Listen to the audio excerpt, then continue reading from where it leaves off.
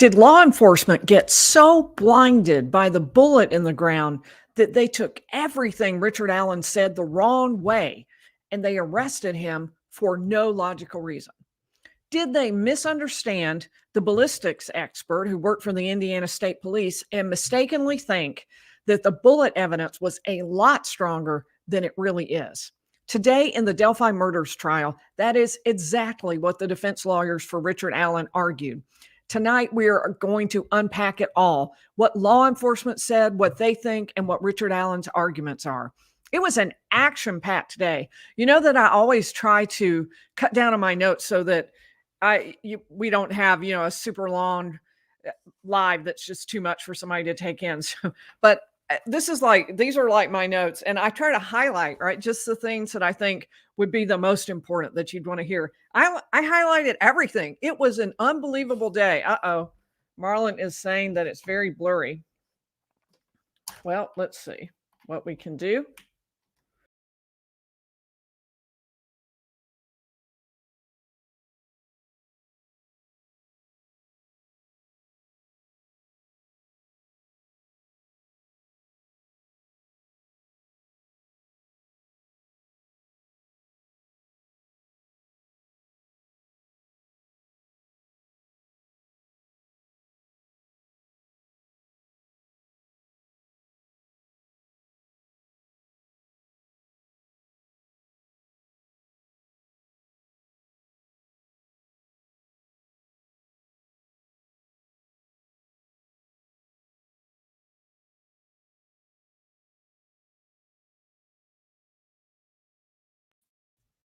Can you hear me?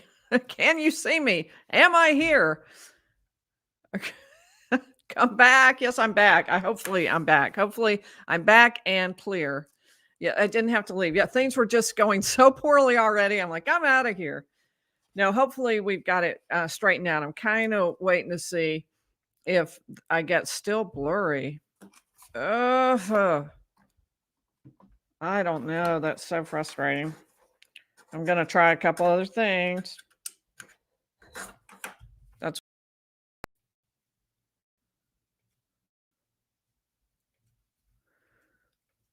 okay.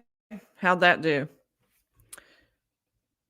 How did that do? Blurry is okay. We don't mind. I know, but it bothers me. It really bothers me that I end up all blurry. So anything still blurry? Well, that's sad. Well, I guess we will just proceed. We got 1,200 people, so we obviously need to get moving. We have a ton to cover. No good audio and blurry video.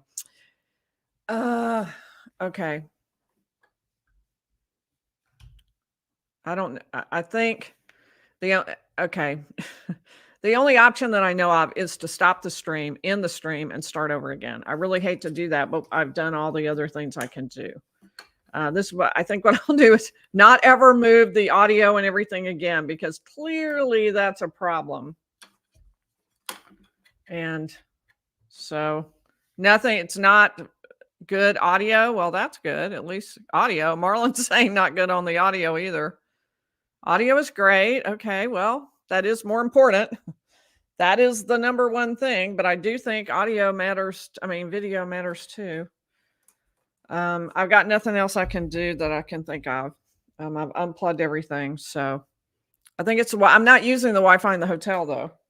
I'm using, could this be bad? I don't know. All right. We've just got to either fish or cut bait. That's what we have to do. So I guess what I'm going to do is, audio is perfect. Yeah, but that's not good enough. All right. Well, we will get started. And I'll pretend I'm starting over, because what I'll have to do is cut the first part of the video out. And I'll just say, I am so sorry to everybody that it's super blurry. We have tried to fix that. We're just going to go forward with what we have. And I want to say that, let me start over. The question for tonight is, did law enforcement get so blinded by that bullet in the ground that they took everything Richard Allen said the wrong way, that they arrested him for no logical reason? Did they misunderstand their own ballistics expert? And did they mistakenly think that that bullet evidence was a lot stronger than it really was. That's what the defense suggested today at the Delphi murders trial. And tonight we are going to unpack it all. It was a super action-packed day. Unlike yesterday, which was pretty slow, I was, although if the video is blurry, I don't know if you'll be able to see, but I always try to cut down on my notes so you don't have to listen to everything that happened in the day. I mean, you don't have 8 hours, right? We're going to do an hour or so. But tonight I tried highlighting my notes and was like, everything. It's all important. It was super important. And I do want to, oh, that's a good idea. Maybe if I clean the lens, how can I do that? Give me just a second. That's a good idea. Just out of curiosity, we'll try that. Did that do anything? Maybe that was all it was. That would be crazy if that was all it was, but that'll tell us for the future. I look 20. There you go. That's what I was aiming for. Yes, refresh the internet connection. Yeah, that would probably do it. Okay. So we're going to be talking tonight about the testimony of Lieutenant Jerry Holeman, Indiana State Police. He was cross-examined by Baldwin. The main examination was by McClellan, the prosecutor. And they started out talking about yesterday and the testimony from ballistics expert Melissa Oberg. Now, yesterday, they asked her a bizarre question that I thought was, where did that come from? But now today, we found out why they did it. And so the answer, yesterday, she was asked a couple of questions. You would not have told an officer in this case that tool mark testing is just as reliable as paternity testing. And she fought answering. She spun all around. But finally, the answer was no, I wouldn't have said that. And I thought, well, she must have said that to somebody. And apparently this is the witness to whom she said that. Or she didn't say that, but he said that to other people, having understood that from her. And that was where they started off talking today about what exactly it was Lieutenant Jerry Holeman had to say. He said that he believed and told people that from what he had heard from Melissa Oberg, that the ballistics was more accurate than a paternity test. Remember how they connected that bullet that was found at the scene between the feet of Abby and Libby. They connected that bullet straight to the gun that they found at Richard Allen's home when they executed a search warrant there.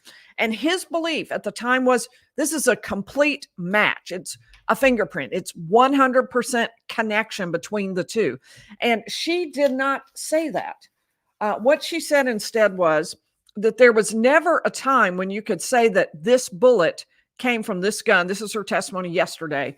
Instead, you have to say it's in my training and experience. In other words, there's some judgment call. There's some subjectivity there. It's not a 100% anyone could see it correlation. It's not like DNA where you get numbers. Instead, it's something much more subjective, much more a call by the person who is trained and skilled to make those calls. So the cross-examination was, or actually this was direct examination. He was trying to get this out of the way. He said, well, now you understand that may not be the case. This is a belief, though, that was held by others at Unified Command. There were also statements where Oberg said that the bullet could be matched to two other guns that had been found.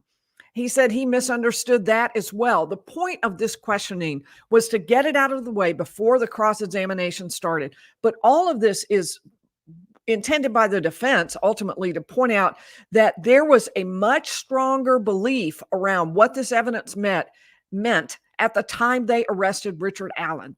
They thought that this was really super conclusive evidence. So when they were interviewing him and talking to them, they saw everything through the lens of a belief that he was absolutely proven to have had a gun that was present at the scene. And the point of this was to say, no, that's way too, that's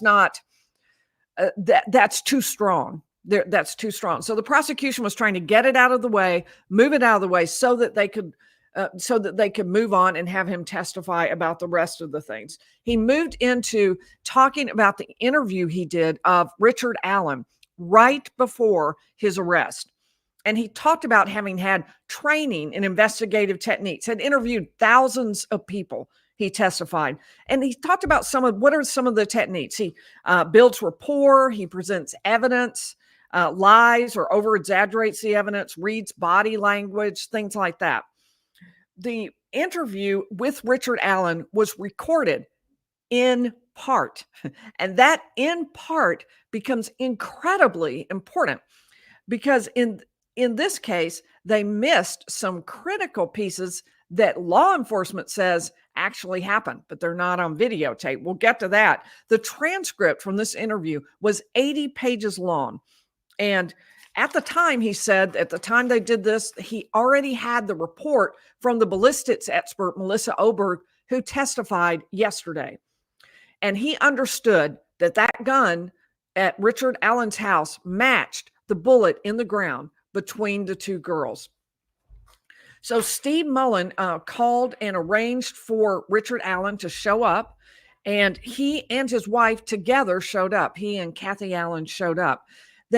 At that point, they had been informed, the Allens had been told that they wanted to talk about giving some items back that had been taken. And in fact, they confiscated his car and they told him, we're prepared to release it. You'll need to come in. They also, though, wanted to ask him about the gun. So they went to the interview room. He was not under arrest. It was very clear from Holeman he was not under arrest, and they were not planning on arresting him. So they reminded him of, and this is the part that becomes highly controversial. According to Holeman, he reminded Richard Allen of his Miranda rights, which had been read to him 2 days beforehand. Asked him, do you remember that? Do you remember having that read to you? And the door wasn't locked. He was free to leave. So that gave them the ability to interrogate him. At that point, the lab, they started asking some questions that the lab had. For example, has anyone borrowed any of your stuff for a long period of time? Obviously, because they want to know if there's some kind of DNA or blood or other evidence on it. Could it have come from somebody else? I mean, if somebody borrowed Richard Allen's gun, well, maybe this doesn't trace to Richard Allen at all. But he said, no, that those things had not been borrowed. Richard Allen also said he did not shoot his gun very frequently. It wasn't a regular thing. He said no one had borrowed his car for a long time. No one had borrowed his clothing. For example, the blue jacket they found in his home, that he had not loaned his gun to anybody. So for all of those things, he was saying, look, I haven't really, my stuff is my stuff. So in other words, whatever you found, it's mine. They asked him if he normally carried the firearm, and he said no. Did you have it that day? He said no. And of course, that day is the day that Libby and Abby disappeared. They were abducted from the Monon High Bridge. We saw the stabilized video of that's been enhanced and changed somewhat. We saw that. We saw the moment they were abducted a few days ago in court. It's not public, so I described it to you, but it's not something that I can show you. And then they were found at just a distance away, not very far, within earshot of the bridge where they were abducted. Their bodies were found on the opposite side of the creek in a flat sort of place, and they were together. The two of them were both dead. Their throats had been slit. Richard Allen is standing trial for that, and law enforcement believes he's the guy. He's the guy who did this. So they asked him, they told him that the report from the lab showed that the gun matched that. It was not really, I've called it a bullet. It's really an unspent casing that was in the ground right next to, just half a foot away from one of the girls' feet. And he denied it and said he couldn't explain it. That's what the witness said over and over throughout this. And according to what Lieutenant Holeman said at the beginning, when he was asked questions, Richard Allen was really calm, but he became more and more agitated as the questioning went on. Now, the defense thinks that's because of how the questioning went. We'll talk about that. They asked him about a comment he made during the search of his home. It doesn't matter. It's over. He said that more than once, according to Lieutenant Holeman. And they asked, well, what did you mean when you said that? And he said, well, the damage is done. You know, my neighbors and my coworkers, everyone is going to believe that I did this, and my life is ruined. And they said, well, the prosecutor said, well, you hadn't told his neighbors yet, had you? And they hadn't. However, they did a search of his home, and everybody in this small community, very small community, knows that Richard Allen is the one, why they're doing it, that it's connected to, related to whether or not Abby and Libby were killed by Richard Allen. They know that's what the search is about. So they told him that witnesses saw him and that experts said he was the guy on the bridge. He lied about that, Holeman admitted. He lied about there being experts who said he was the guy on the bridge. They were relying on that video that Libby made, that video that Libby made. And he was suggesting that experts say, yeah, we matched it up. That's Richard Allen, the voice. We know for sure it's Richard Allen. So none of that had actually happened. That was actually a lie. And we'll get into that more on the cross-examination, but he admits that he lied to Richard Allen in the cross-examination. Now, that's not illegal. That is not illegal. I don't know how that is not illegal, but we'll get to that.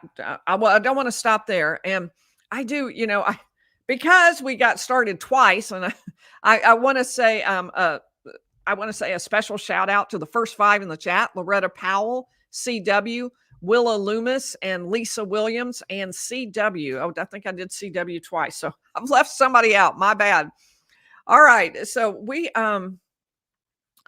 I also want to say a huge special shout out to Jennifer P., Jen P., who has prepared the Sign Up Genius and is getting people to do the line sitting so that I can be in court every day and then report to you on what I'm seeing and let you know what exactly happened at court today. And each and every day, it's very difficult. There are only 24 spots for the public. So these are sought after. And in order to get coverage, in order to be able to do these videos, obviously, I have to be able to see the trial. I can't thank her enough. The Sign Up Genius link is in the description for this video, so you can find it there. So they asked Richard Allen, Holeman did, and the other detectives who were interviewing him, asked him, how did this bullet get there? And he never, according to Holeman, never could explain it. Instead, he said, there's no way it's mine. They asked him, did you commit the murders? And he said, no. They denied, and he denied participating in the murders 20 to 25 times. We'll get back to that in just a second. That's really an important point. He also denied having his gun at all with him that day he walked on the trails on February 13th, 2017. He said that his mental health struggles, he'd had depression and anxiety in the past. He revealed that. He said, I have some mental health struggles, but he continued to deny having any involvement and denied the lab results that they were telling him they had, connecting the gun and the bullet found at the scene. So Holeman said he had training in mental illness, but he did not see any signs of mental health issues with Richard Allen. And he asked, this is, I think, one of the most important points. He asked 20 to 25 times about the crime. We didn't get to see the video of the interview. That's going to be played in my best guess, it's going to be played in the defense. They said it would be played later at the appropriate time, but we didn't hear the whole thing. Even though they were describing it and referring to it, we didn't see the actual original videotaped interview. But in this particular case, Holeman kept saying, didn't you do this crime? I believe you did this crime. I'm pretty sure you did it. Yeah, I mean, your bullet, your gun. And he started out calm, and he got more and more agitated and more convinced that he was never going to convince anybody that he hadn't done this. Now, law enforcement, and from this point on, I want us to kind of think of this in two different lenses. Law enforcement thinks a lot of these comments are very suspicious, that they are things that he was saying to try to protect himself, things he was saying because he didn't want to acknowledge what he had actually done. The defense thinks these are the things a normal, innocent person would say when confronted with this. So in order to understand the two arguments, it's important for the defense side to sort of put on those innocent until proven guilty lenses, and to look at everything that's said as what if this really is an innocent man and he is asked 20 to 25 times about the crime. Is he going to get a little frustrated? Is he going to get upset? Is he going to start to feel hopeless? That's what the defense wants you to see and to think about. That's what they're asking the jury to hear and to think about. Now, the prosecution is, of course, saying, read it as with the possibility that he was guilty, that he is actually somebody who committed this crime. So these little details are super important. If he was confronted 20 to 25 times, did that just begin to wear him down until anyone would be hopeless at that stage? So he said, I'm not going to tell you I committed the crime. And he said, I don't care what you do to me. I'm never going to tell you I did something I didn't. Super important phrases. And here's why. Because ultimately, of course, he did confess to this crime. He did confess to this crime while he was in prison. And I do mean prison, even though he hadn't been convicted. Instead of jail, he was sent to prison. He was held in solitary confinement for 4 months. His condition deteriorated to the point where the prison psychologist noticed and gave him some Haldol, just it voluntarily said, here's what we're going to do. We're going to do some Haldol. And but during this period of time, which he says is connected to his mental breakdown because he was held in solitary confinement for so long. During that period of time, he says, his lawyers say, he lost it. So he strongly denied having anything to do with this crime. Then he had this breakdown and this period of time when he was what he would call pretty close to tortured. And he had that period of time. And then after that, once again, he was denying that he had any involvement. So in the middle, though, numerous confessions. The jury hasn't heard those yet. They have been told that there were several confessions. I don't know how many they're going to play, whether that means they're going to hold back, just play some, or whether, and they're telling the jury that because that's how they plan to handle it, or maybe they're just setting the low bar so they can jump way over it with many confessions. But the defense, so those are the two filters that you have to use as we read through this. Is it he's guilty and this is what a guilty man would say, or are we presuming he's innocent and are we looking at this as, wouldn't an innocent man say, I'm not going to tell you I committed the crime, and things like that. He denied having any contact with Abby or Libby. And in fact, law enforcement was never able to find any contact between the girls and Richard Allen, whether by any phone or under any name he might have used. However, one phone of his was missing. So they don't have the phone they think he had during 2017. So they had a lot of phones. There was a picture from the search of his house with at least 15 phones, and then a second picture with at least 2. So they definitely have a lot, but they say they're missing the all-important, most important 2017 one. As the interview went on, according to Holeman, Richard Allen's demeanor changed. Not really a surprise, perhaps, from the defense point of view. At some point, it got really heated, and Richard Allen said, I didn't do it, and he cursed. And at that point, Jerry Holeman says he raised his voice and cursed back at Richard Allen. And that's not something we saw today, but we are going to see that. I think they are going to play the interview in its entirety at some point. And Jerry Holeman was asked about that, and he said, well, I matched their demeanor. I matched their language. If they curse, I curse. He revisited loaning out the gun 2 times. Are you sure you didn't loan it out?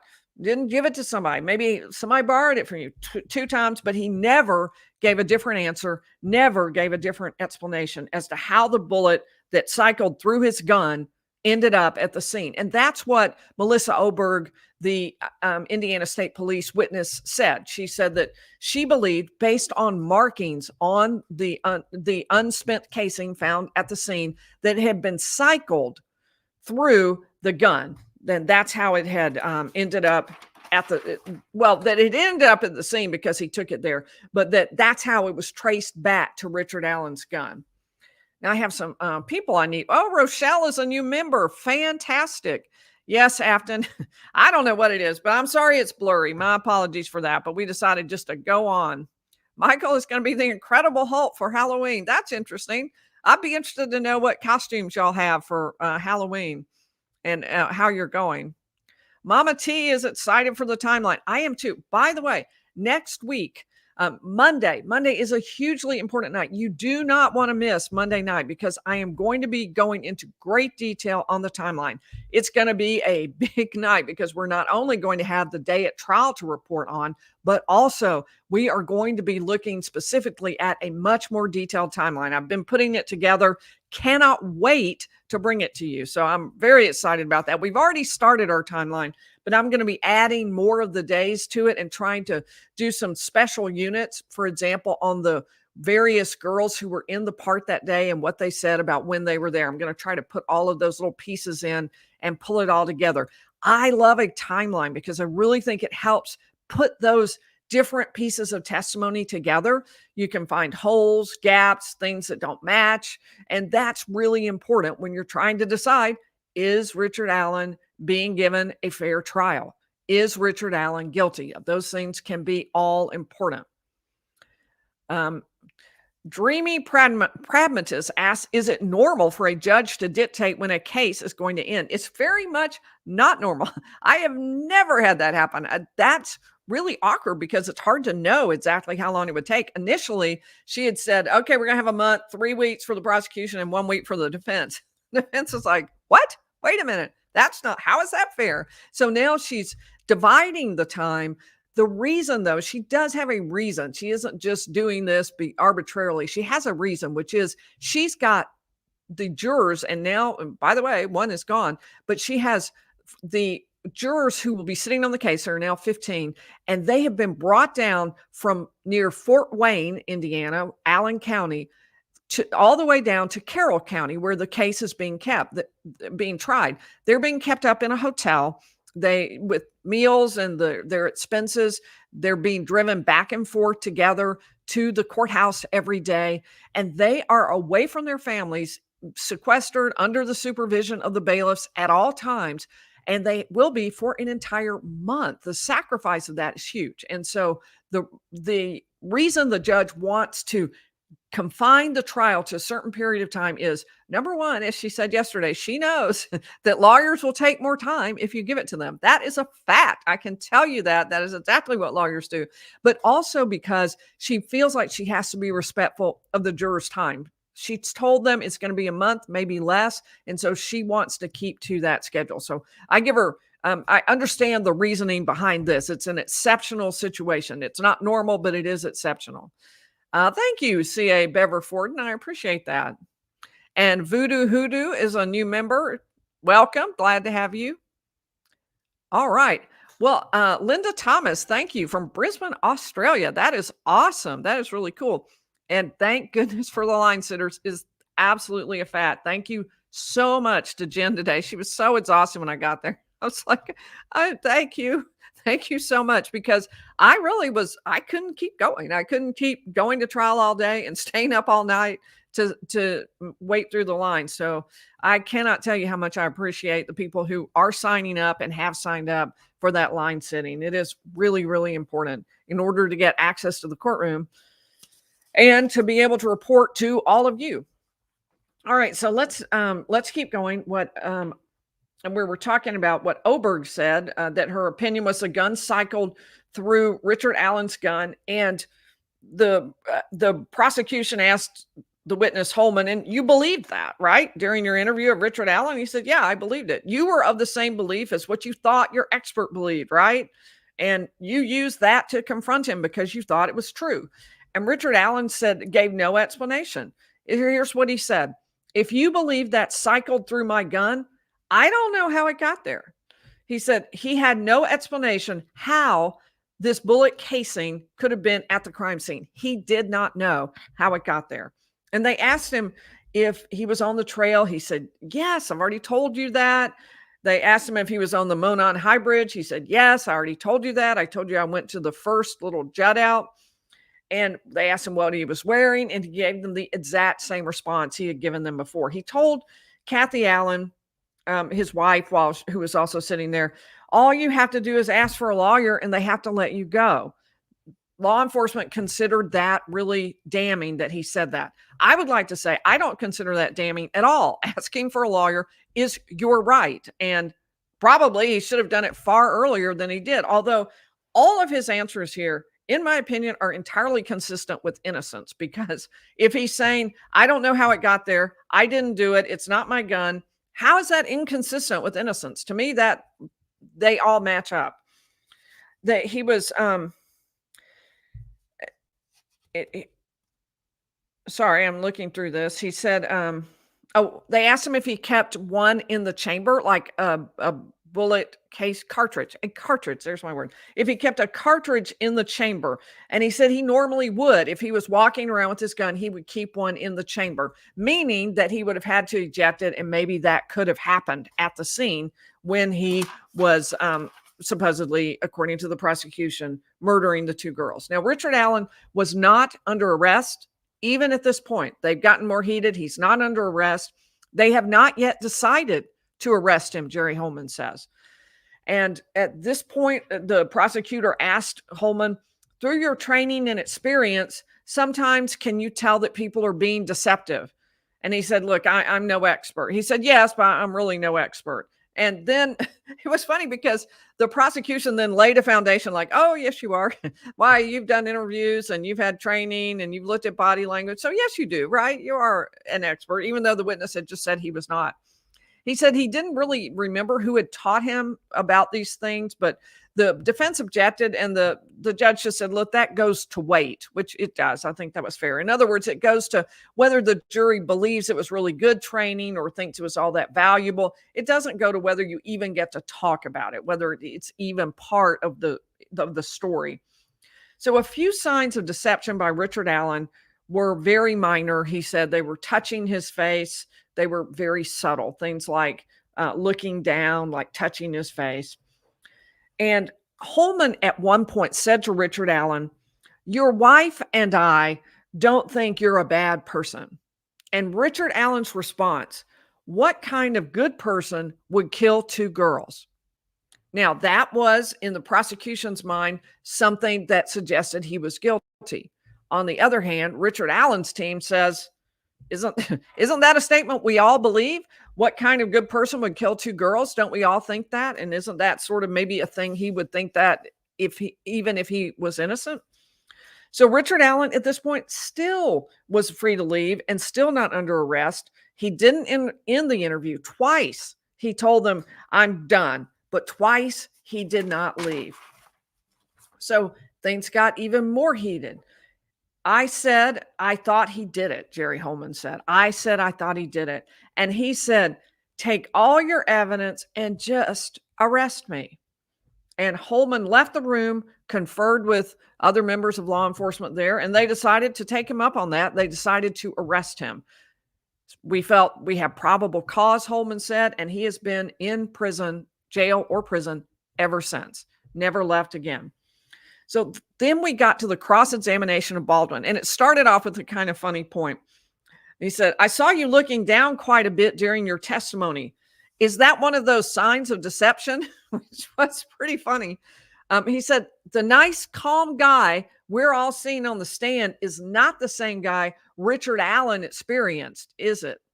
In other words, saying that while he was interviewing Richard Allen, Holeman got really excited, really agitated, was yelling, but we didn't see it. That's just sort of what he was implying. He said, you said you reminded Richard Allen of Miranda and that he had Miranda rights, and you said he was free to leave.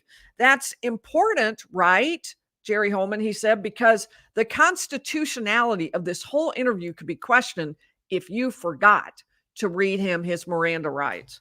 And he acknowledged, yes, it could be, that could be a problem. He said, but you telling him that part, that's missing from the video. And there, remember I told you it was a partial video? That was what the issue was, because there was a video that covered all that interview, 80 pages of transcript, and that was all videotaped. But the part where Holeman says he read him his Miranda rights, That didn't appear in the transcript. That didn't appear in the video. Instead, that was something that happened, according to Holeman, before they turned the video camera on. They then realized it wasn't on, that they were having technical difficulties. So he went outside and said the AV was not working, that they weren't recording. So they got it working again. And he's apparently testified at his deposition that he went back into the room and saw with his own eyes that the 3 dots were on, indicating it was recording, and that he knew then that it was actually working so they could conduct the interview. And then Baldwin, the attorney for Richard Allen, said, well, there's a problem with that, right? The problem is we should see you walking back into that interview room, because you walk back in and you see the 3 dots and it's working. You've turned it on the outside, but we never see the point at which you walk into that interview room. And he says, well, there's a delay. So there's a recording, but there's a delay. And the defense says this is a little too convenient. In other words, the only part you miss is this critical part where you say you read him his Miranda rights, and where you say that there is a delay, and that's what prevented the video camera from capturing you walking back in from fixing the audio tape. Clearly, the defense doesn't buy this at all. They are clearly saying that there absolutely was no Miranda right, reading of the Miranda rights to Richard Allen during this particular interview. They had been read to him 3 days before at the previous interview, but not at this particular interview. So then that did open the door for Baldwin to be able to say, this is one of many missing videos in this case. He said, well, I don't know about that. And he said, Baldwin said, well, you don't know that February 2017 is missing? And of course, that is absolutely huge, because that's when the murders happened. And therefore, they would have gotten the closest possible recollections of people in February. And Baldwin went on to say, from April 28th to June 2nd, or it may have been just those 2 dates, but all of those things are missing. And this was a great quote. We have a lot of technical difficulties, which I here on the Lawyer Lee channel can really relate to.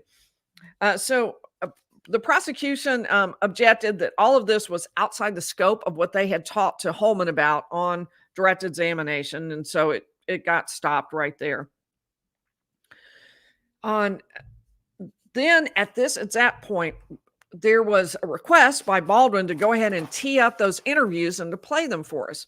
And the prosecution called for a sidebar, and they went up and started talking. Now and then they came back, and the judge said, we will show the videos next week at an appropriate time. So there are several possibilities for what that could have been about. It could be that everybody was speculating in the courtroom afterwards, and some people, maybe it was foundation. They had to lay foundation, but they've stipulated the foundation in just about everything. So that would surprise me, but maybe some people thought, well, maybe they were having technical difficulties, which they admitted they have a lot of. And then, but here's what I think might have been. It could be that the prosecution recognized that these were going to be long interviews and we're going to take up a lot of time. The prosecution only has 2 weeks, and maybe they said, we don't want that whole interview clogging up our time. So if they want it, let the defense put it in on their side of the case, because we don't feel like we need that. So that's my guess. Is that was my top theory. We had all kinds of theories there in the courtroom. The Baldwin went on to point out that Holeman had told 2 lies to Richard Allen. Here's what he said the 2 lies were. 1, that witnesses saw him on the trail. And 2, that experts said that the bridge guy was Richard Allen, and that his voice matched the voice that we hear on Libby's audio tape. Now, there walked back the question of whether or not he actually said witnesses didn't see Allen. That was a lie, that witnesses saw Allen on the trail. We'll get to that in a minute. He still said, I didn't do this. He's being told all this, and he kept saying, Richard Allen did. I didn't do this. You said, and apparently Holeman said to Richard Allen, I'm not lying to you about anything. And yes, but you were, Baldwin said. And he said, yes, you said it would be unethical to lie to you. And he said, well, he didn't recall, but he trusted Baldwin. If Baldwin said it, he didn't need to have the deposition given to him to look at it. Okay, that's what he said, or the interview. The prosecution wants to lock you up and throw away the key, apparently Holeman said to Richard Allen. He said, I didn't do it. You realize the death penalty is on the table. And still, Richard Allen said, I didn't do it. So Baldwin took him through all of these points. They got kind of ratcheted up, as they said. They were cursing at each other. And at one point, Holeman said, you're going to drag your effing wife and your daughter through this because you're too effing bullheaded to get out in front of this and admit you made a mistake. Although, how exactly you're like, oh, I just made an error. I accidentally killed 2 girls. My bad. Sorry. I know I'll have a fine. I mean, I don't really know how getting out in front of it and admitting your mistake is going to do anything. Maybe getting a lawyer and striking a plea deal would be worthwhile, but this is not something that you just admit your mistake and move on. This is way bigger than that. You were planting the idea, Baldwin asked, that his wife and daughter would suffer if he didn't confess. We're going to hear this argument come up again because the defense believes that one of the reasons that Richard Allen confessed was to protect his wife and his daughter. There's apparently one of the confessions that we're going to hear is pretty specific to that, where he made a statement to his wife, something like, well, if this gets to be too much for you, just let me know and I'll go and tell them I did it. Something, I may have it a little wrong or a little too strong, but that's more or less the idea. So the prosecution says, well, this goes to show that he knew for a fact he did it. This is a confession. The defense says, no, that means you're just wearing him down. He's worried about his wife and daughter. So that's where this question came in. Why were you using these sorts of tactics with Richard Allen? The prosecutor asked it was in the middle of the direct. He's allowed to ask a question to establish foundation. And he said, to elicit responses. And then Baldwin again, you heard the testimony earlier about the interview when he said he didn't know which way he drove. Yes, he said, but Richard Allen never said that, did he? We didn't get a firm answer on that, but I think we'll see that in the interviews, that apparently during the interview, he didn't say he didn't know which way he drove. He was very clear that he did not drive past the Hoosier Harvest Store. Remember, a vehicle which law enforcement believes is Richard Allen's drives by the Hoosier Harvest Store. I've said in the past, I don't understand why this is as big a deal as they say it is, because it's right in the time frame when everybody admits he was there anyway, including Richard Allen. Now, Rick told him it's over, but you didn't tape record it. He was in your car. So there's another missing piece. They tape recorded, for example, when they drove him to his house. After one interview on the 13th, they tape recorded that. But this period of time when Richard Allen is sitting in the car as the search warrant is going on, and he says it's over, that doesn't get tape recorded. So we don't get to hear that. We just have the information from Holeman. And he said, it doesn't matter. It's over. I don't know what the neighbors will think, something along those lines that he found. And then they got into, okay, what does Holeman think about the other witnesses who have testified? Did you find Betsy Blair to be credible? He said, I do. And one of the issues with her testimony is there were a lot of contradictions in it. Are you aware that Blair described a vehicle that did not look like Richard Allen's? And so the prosecution pulled out and said, well, do you know whether Betsy Blair was describing Richard Allen's car? And he said no. So there was never a firm answer to that. There was also a question about, was Richard Allen at the CPS lot at 1:30? No, I don't know where he parked. He said, I don't know where he parked. That's one of the things that they wanted to use initially anyway in the probable cause to establish sort of a time frame of when exactly Richard Allen was there. Obviously, he has to be there during the period between 2:13, when Libby and Abby are abducted. We see that on video, and there's a timestamp. Somewhere between 2:13 and when the muddy, bloody guy is seen walking along the road right outside the park. So they're trying to get that sort of nailed down in terms of time frame. But now they're walking back from the question of whether he was at the old Child Protective Services building at 1:30. So he did say, witnesses say there was a vehicle matching the description of Richard Allen there in that parking lot. So it could establish the time, in other words. Well, who are these witnesses? Baldwin asked. And he said, I don't know. And Baldwin said, well, Betsy Blair described a 1965 Mercury. That's not a lot like a Ford Focus, right? He said, well, I don't know. So there's not been clear testimony about the car issue. That really hasn't come in clearly at trial yet. They also talked about Sarah Carbaugh, whose testimony was problematic because it was so contradictory between different interviews and how her testimony had changed over time. She's the only one who saw a muddy, bloody guy, they pointed out. And this was really fun. They asked, Baldwin said, okay, this is on 300 North. That's not an unbusy road, right? This is kind of just a throwaway question. All he's saying is, cars go by.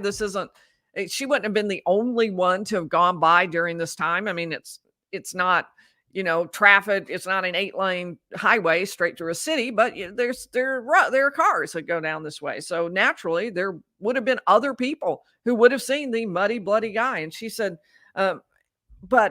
that's not an unbusy road. The prosecution said, well, did a side interrogation. Are you aware of traffic on 300 North? And he said, well, no, I'm not. And finally, Baldwin just withdrew the question, but it was such a small point. I did not see any reason why they needed to stop that. I mean, it's not an unbusy road, was not exactly an important thing that was going to throw the case, but that we did spend a little time on it today. All right. So let me thank a few more people and I'll dip back into my notes in just a minute. So let's see, we were on Linda last. Beverly is a new member. Beverly Bigglesworth, glad to have you. Tangling with Gina is afraid that this is not a fair trial. How in all that is holy is this a fair trial? And there are a lot of people. I think I'm going to do a separate video on, is Richard Allen receiving a fair trial? And we're going to talk about some of the issues related to the evidence that is not being presented that the jury is not going to hear. And we're going to kind of get into that so we can talk about whether or not he is receiving a fair trial. It's an extremely important question. And it's, in fact, the reason I'm here. The reason that I'm several hundred miles away from my house and I'm staying in a hotel up here and attending this trial. And the reason I'm doing it is because I was concerned about that. I really thought there was some serious question about whether he was going to get a fair trial. I think that matters. I think that matters a lot. It's an extremely interesting case. A lot of people want to know more about it, not just here in this community and not just in Delphi, not just in the surrounding area, but far reaching out from that. This case is very important. It's watched closely by a lot of people, and it is important in this case as much as anywhere, as much or more than anywhere else, that there be a fair trial. We believe fair trials are part and parcel of what you get as an American. You just always get that. It's constitutional that you get that. Not just a fair trial, but a public trial. We believe that in our country. And so it matters if anyone, even a criminal, doesn't receive one. He's not a criminal until he's convicted. And Richard Allen has not been convicted. I've also said that I think it's important because of the fact that it matters to Libby, to Abby, to the community, because if they convict the wrong person, then those girls still have not gotten justice. That's not okay. That's not okay from their standpoint. It's not okay from the community standpoint. So it needs to be done properly. And that's one of the things that I've talked about and that I feel strongly about. So that is in fact why I'm here. I want to know. I want eyeballs on, and I'm going to tell you day by day what comes in, what the evidence is, so you will have a comfort level. Is this in fact something that is a fair trial? You will find out. All right. Simcha, thank you for the super sticker. I appreciate that. And we have 2 new members, Preston Ridiculous and Veru Casualty. So welcome to all of you. Yeah, WB, I must do shorthand. I could really do some notes. I'm kind of out of practice. I'm a ways out of law school by now, but I still can do a lot of notes. I will tell you what. Yes, I'm a big note taker. I mean, we only went till 1 o'clock today, and I still had 24 pages of notes. So that's kind of a lot. All right, let's keep going. And for anyone just dipping into the stream, yes, it's blurry. My bad. We went ahead and started. The audio is clear, is what I've been told. So we're going ahead and doing it. But thank you, WB, for your super chat. All right. So law enforcement believes And Baldwin went through a series of questions to try to pin this witness down on what law enforcement's position is. This will be really important as they move forward into their case. Law enforcement believes that once Richard Allen left the scene, he never returned to the scene. Yes. Why does that matter? Because of Libby's phone. Libby's phone was underneath Abby. Her one shoe and a phone were both underneath Abby's body, found at the scene. That phone suddenly downloaded about 15 SMS messages at 4:33 in the morning. Now, what the defense says is there's only one way that could have happened, and that somebody handled that phone. Somebody has to have actually physically been holding and handled that phone for that to happen. There's no reason why there would be no messages and suddenly at 4:33 in the morning, they all download. There's no reason for that. If the phone was right there in the park, had been receiving messages. And in fact, other people there at the scene the next day when the bodies were discovered made phone calls from the scene. So there was service there. There was nothing that would cause suddenly service to not be there and then suddenly to be there. And that's one of the most important arguments that the defense thinks shows that there were other people involved and that Richard Allen was not involved. Next, law enforcement believes Richard Allen's involvement was completed by 3:57. Again, important because if Richard Allen was gone by 3:57, then there was no possibility he could be the person manipulating that phone underneath Abby. He couldn't be because he didn't come back to the scene. I don't know why exactly they believe that. I mean, I don't know why couldn't he have driven back?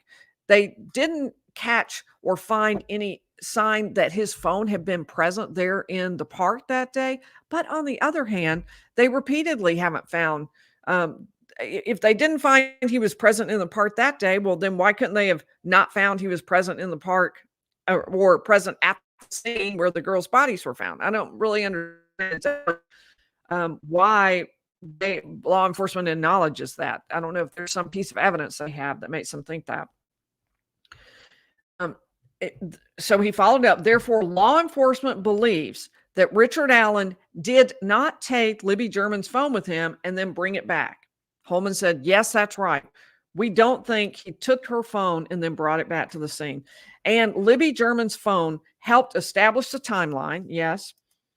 So then he went through some questions that would maybe make it seem like Richard Allen wasn't trying to escape. If he, in fact, had murdered the two girls, he didn't do anything such as, he pointed out, sell his Ford Focus. After all, if he was walking down the road muddy and bloody from having murdered two girls, then maybe his car would have had some blood in it that had rubbed off from his clothes, but he didn't sell the car. He kept it. He didn't sell his gun, which of course was linked back to the bullet casing between the two girls. Now, mind you, neither girl was killed by a gun. Neither girl was shot. Instead, they were killed with a knife, box cutter, something, a sharp instrument. And Richard Allen didn't throw his gun away, didn't do anything to get rid of it. So the phone information, he pinned down Holeman that law enforcement believes the phone information on Libby's phone is accurate. So in other words, they really do believe 15 SMS messages downloaded at 4:33 a.m. that the phone had been off, receiving nothing at all for a number of hours, I think since 5:30 something the day before, and suddenly it turns on at 4:33 in the morning. Huge 11-hour gap with nothing, and then suddenly it turns on. And the law enforcement is admitting that that phone information is actually accurate. So Holeman, this was really important. Holeman now believes that there was only one person involved. He said, he did admit, at some point I thought maybe, there might have been more than one person, but if it was multiple, his theory was they would have trouble keeping it under wraps.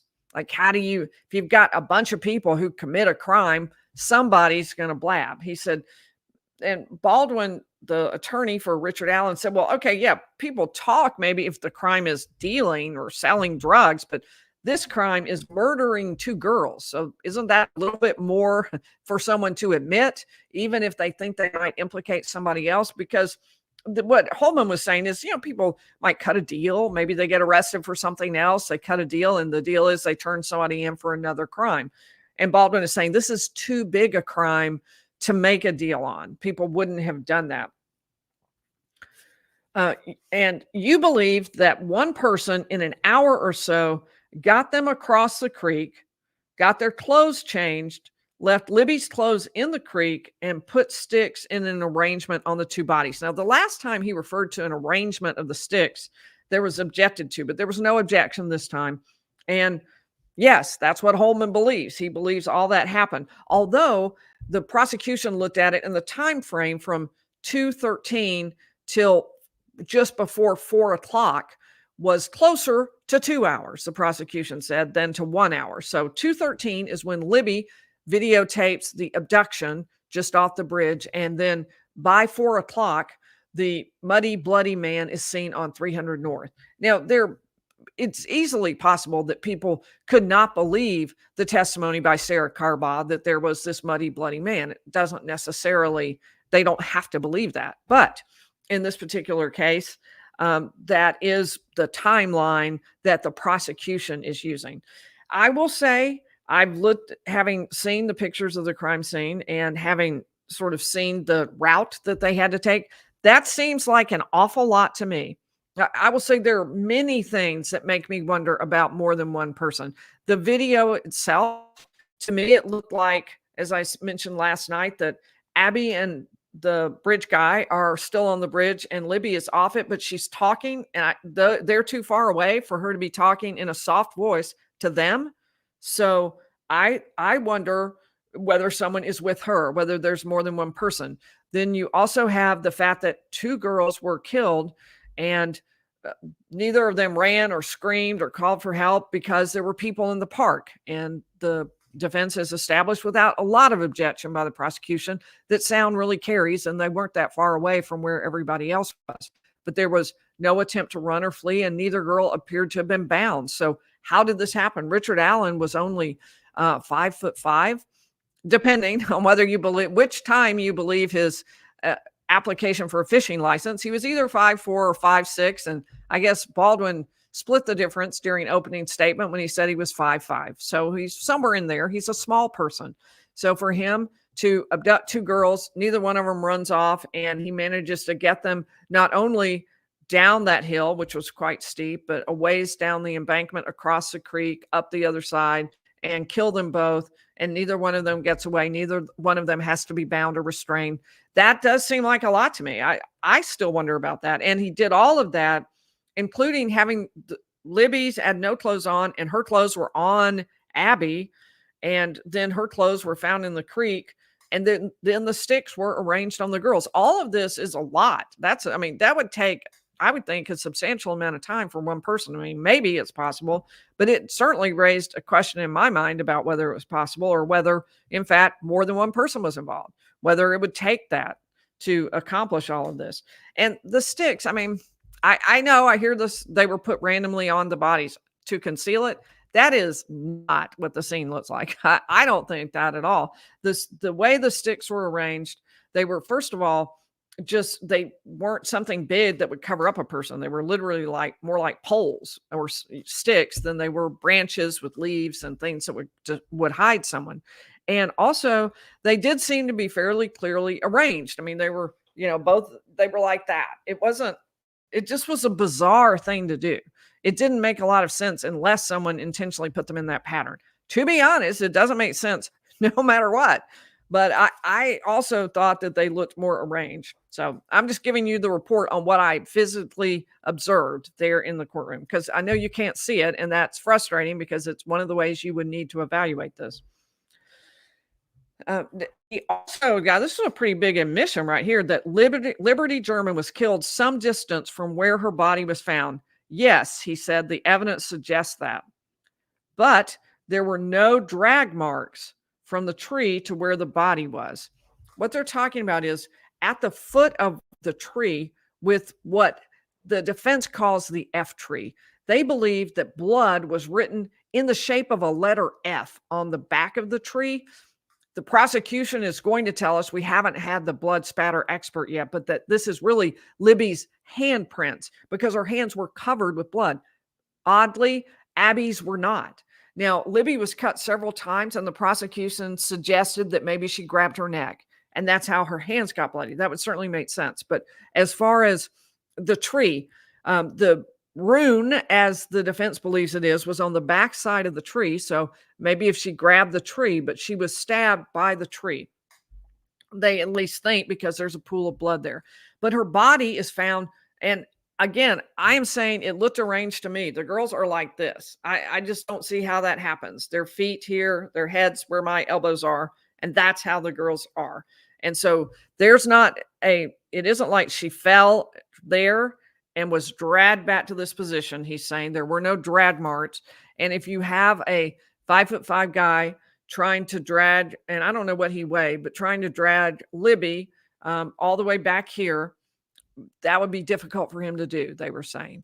And they put in her weight at 200 pounds. So there's the defense suggestion is, how's he going to get her there? How's he going to lift her up and move her back? Instead, he would have to drag her, and there weren't drag marks. So that's the implication of what they're saying there. All right.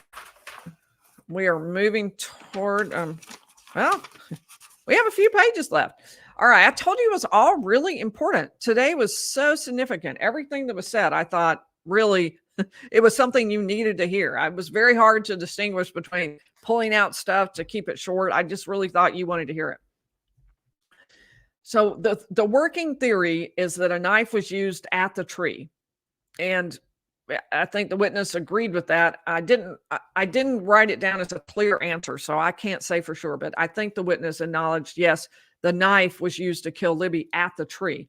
And then he talked about two people in the dragging or lack thereof. And he also asked his witness, at one time, Tony Liggett thought multiple people had committed this crime, not just one. And he asked, have you analyzed the height of the person on the bridge? Remember, there's that video, and they took a still shot from it, which they shared with the community, asking for help finding this person.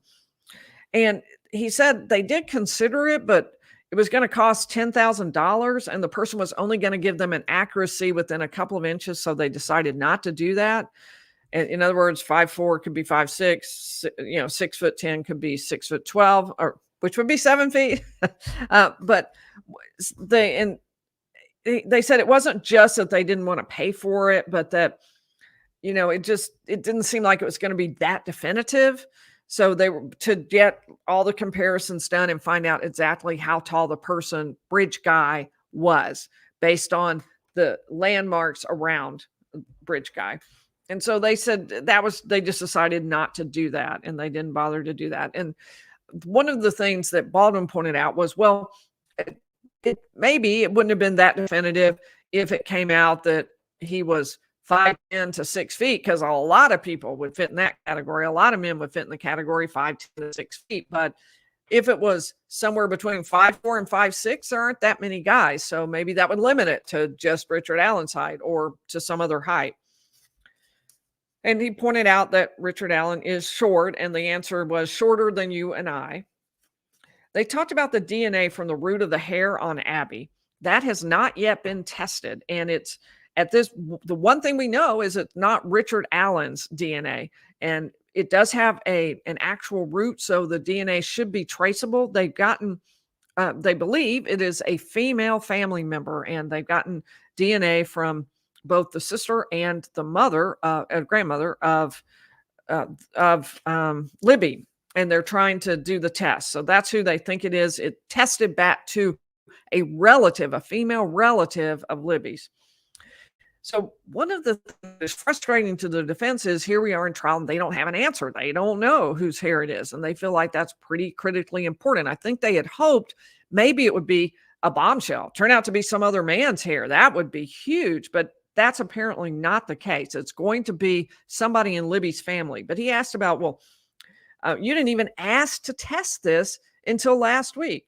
One of the defense arguments is that the prosecution has just not done that good a job investigating, that law enforcement didn't trace down all of the facts and the clues, the things it could have traced that obviously, he's going to argue, would have led to other people. Apparently, they were also told it may not be family, is what Baldwin said. So we will find out. It seemed like everybody was leaning toward it was a family member of Libby's, but we'll find out, I guess, pretty soon. Those results, really, as I understood it, were already going to be back. So it's been a little bit slow. He pointed out that Richard Allen's DNA was not at the scene, but of course, neither was anybody else's. We haven't had DNA. This is just understanding that's come from before. It's not something that's been presented at trial. That will be one of the next things they go into.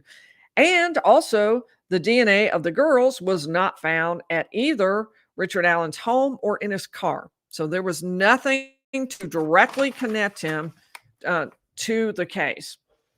They then went through what Baldwin considers to be some mistakes that law enforcement made in the case. Again, the whole point being shoddy investigation. There wasn't really as much done as should have been done. In this particular case, he talked about the bloody sticks that were found at the scene days later that hadn't even been collected. Apparently, there had been a decision to just leave bloody sticks at the scene. They felt like they had enough, which doesn't quite make sense because had enough wouldn't really be sufficient if it was someone else's blood on one of these sticks. So it does seem like they would want to test all of the places where they found blood at a double homicide. So they talked about the difference between Libby's hands and Abby's. One question we were talking about in the courtroom today, when they talked about the autopsy, and we don't have all the testing back, that will, I assume, be presented by another witness coming soon, but they never discussed getting stomach contents. I don't think that would have been probably something they would have wanted to do because they talked about what they had eaten that morning for breakfast, and maybe that would have given them some time frame of death. That might have given them some idea of how long it had been since they had eaten when they, or if they had something different in their stomachs, it might have meant they went somewhere else. One of your theories, Baldwin asked, is that Richard Allen heard people on the bridge from the search party, I'll explain that, killed them and then left. And he said, well, I'm not really, the witness, Holeman said, I'm not really sure the order of it, but he could have heard someone. Now, what they're talking about is the search party for Libby and Abby. When Libby didn't show up, she was supposed to be picked up and she didn't show. So they started then looking. They started calling her, walking around, trying to find her, calling, texting. She wasn't responding. So that's the search party. So one of your theories is that Richard Allen heard people on the bridge who were looking for Libby and Abby and then killed Libby and Abby and then left. Although that would mean that Libby and Abby, who did not have any residue on their face or signs of having had tape or anything like that on their mouths, there would have been people Richard Allen heard on the bridge who were searching for Libby and Abby, and yet neither Libby nor Abby cried out for help. So that's a hard thing to accept or understand, that he would have waited to kill them until then, and they wouldn't have yelled out, Dad, I'm over here, anything like that. At this point, though, there were 2 marks on Abby's face, very faint, but the expert said that from the autopsy, there was no way to connect that to they didn't find any residue on there or something that would suggest tape. There really wasn't a clear answer on what these 2 lines were on the face. So and this was a question. So the killer was still there when the search started, when the search for Libby and Abby started, and the witness Holeman said, I don't know for sure. And they didn't get there until 4:30, Baldwin says, and the killer was gone by 3:57 when there was the sighting of Muddy Bloody Guy on 300 right there outside the park. On the video, and he asked him some questions about that video that Libby took, so insanely bravely took, and said, do you see on there who says down the hill to the girls? And he said, no, you can't see that. The view from Libby's camera doesn't show getting off and going down the hill. And he said, well, that's true.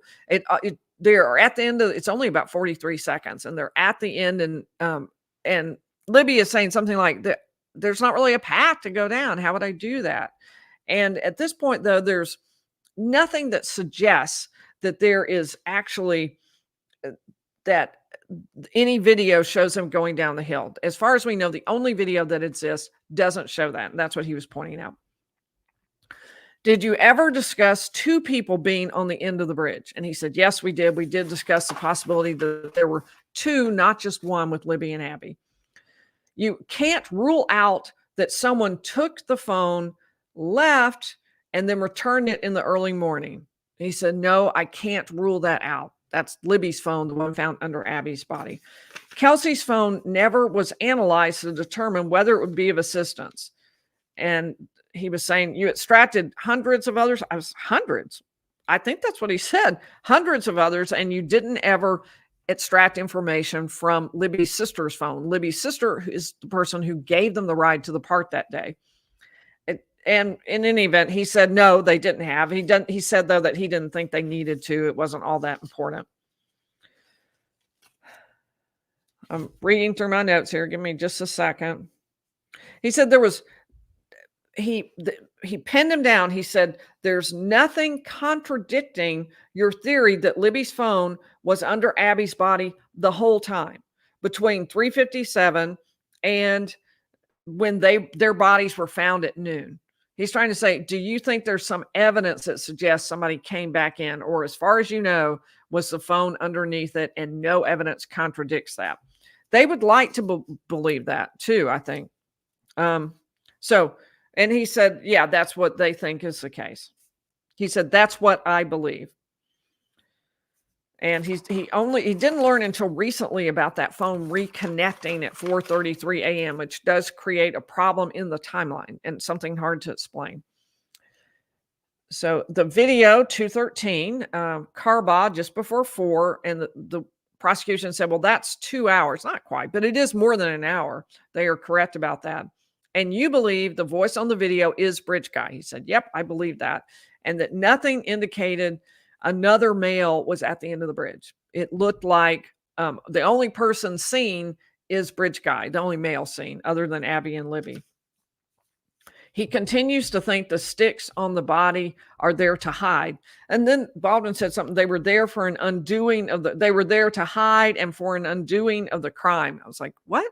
Or an undoing, I think he said, for an undoing. What is that? Did they say undoing? It turns out apparently that was something that was laid kind of across where Abby's throat had been cut, and there was a suggestion at the hearing this past summer that maybe that had to do with like, oh, if I could just cover over what I've done, I regret it. And that was the suggestion, undoing the crime. That was what they meant.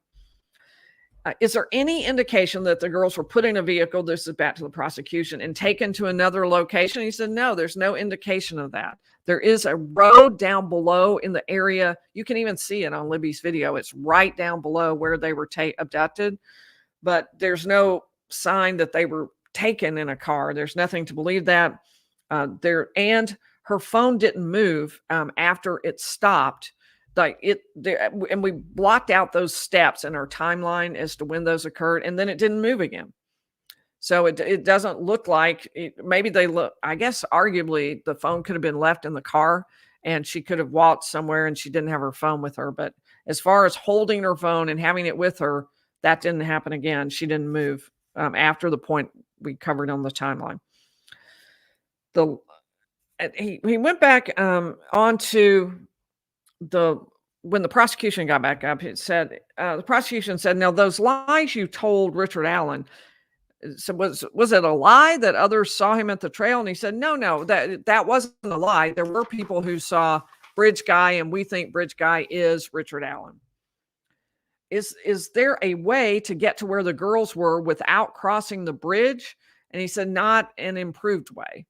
So I'm on juror questions. I need to signpost this a little better. In this case, jurors are allowed to ask questions, and they have had some humdingers. They've had some really good ones. Here was one. They're wondering, could somebody have come up behind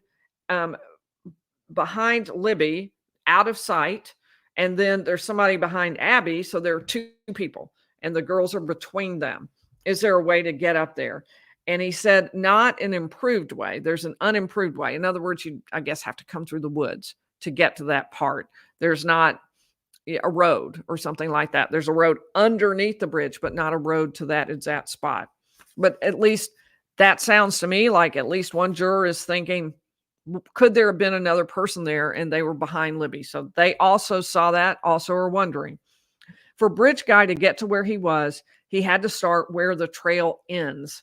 In other words, he had to follow the trail up to where the bridge was. The bridge is high, it's elevated. And at that point is where the bridge finally touches the ground again. And then it's a pretty steep drop off to that road down below, which that's what they wanted Libby and Abby to go down. The person said, yeah, I want you to go down here. And that's why Libby says, how am I supposed to do that? There's no path. I don't see how I do that. And he also talked about the photo of Abby walking down the bridge. He said, well, there's no one behind her in that photograph. So that, and he said if the person was over here, then they would have had to walk back and then turn around and come up behind Abby. And the question from Baldwin is, do you find it so preposterous that someone walks past and then turns around? He said, well, okay, yeah, that's a possibility. Okay, we have finished our notes for today. I have a few other things to cover for y'all. But anyway, let us take a look. I have I have a bunch more people with questions or super chat. So let's take a look at what everybody has. Long Island Hillbilly says, if the bullet doesn't fit, you must acquit. And thank you, Long Island Hillbilly. And Bonnie T, thank you for the super sticker. Christy Robinson, I appreciate your super sticker. Empathy is Amazing is a new member. I'm so glad to have you. Jeepsy Soul, thanks for the super sticker. Wow, Empathy is already a very contributing member. Thank you so much. Empathy is Amazing. It's gifted 10 lawyerly memberships. I appreciate that. Kirsty, super sticker. Thank you. And Laura, his car is still impounded. What if once they identified the car, then they can't I think I'm missing a word, on all the cameras around town and know exactly where he was? Well, it certainly seems to me like they should have tried to locate him all over town. I'm betting that the problem is they didn't pull the right cameras beforehand. And so all they have is the Hoosier Harvest store right there. That I think there was even testimony that that's all they had.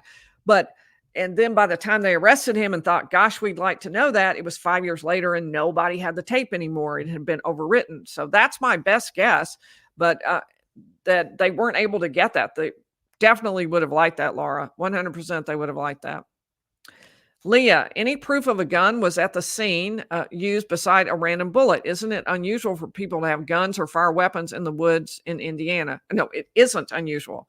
Could have been there already. Well, let me point out another point too, Leah.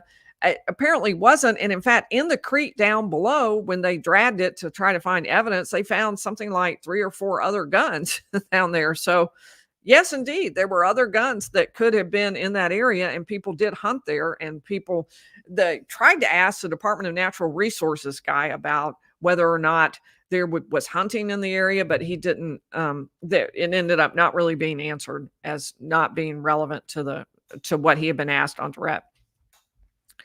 So as far as any proof a gun was at the scene or used, I don't think there is any other than circumstantial that there were people hunting in the area, that's not, in fact, all that common. Catardist asked me, how can they arrest and lock up in solitary confinement over one bullet on the ground that is not unusual and happens to match a gun he owns? So here's the prosecution theory. And they're going to bolster this, of course, with confessions. We'll talk about that in just a second. But they're saying that this bullet actually matched his gun. I mean, it's really his bullet. It's right there between the two girls. How much of a coincidence could that be? We know that Bridge Guy had a gun because one of the girls references it.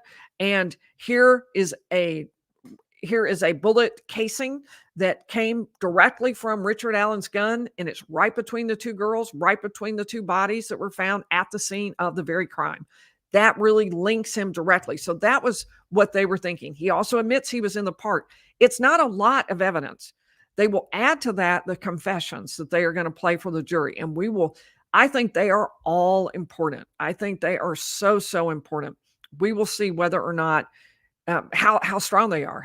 How good a witness is he against himself? That is basically what we are going to be answering. Or how much does it seem like he is deranged, out of his mind, and truly suffering a mental health breakdown, as he says? We just have to find out more about that. Jack Spratt, thank you. I appreciate that very much. And theory neutral. Yes, it would be nice to be able to do more than one. It would.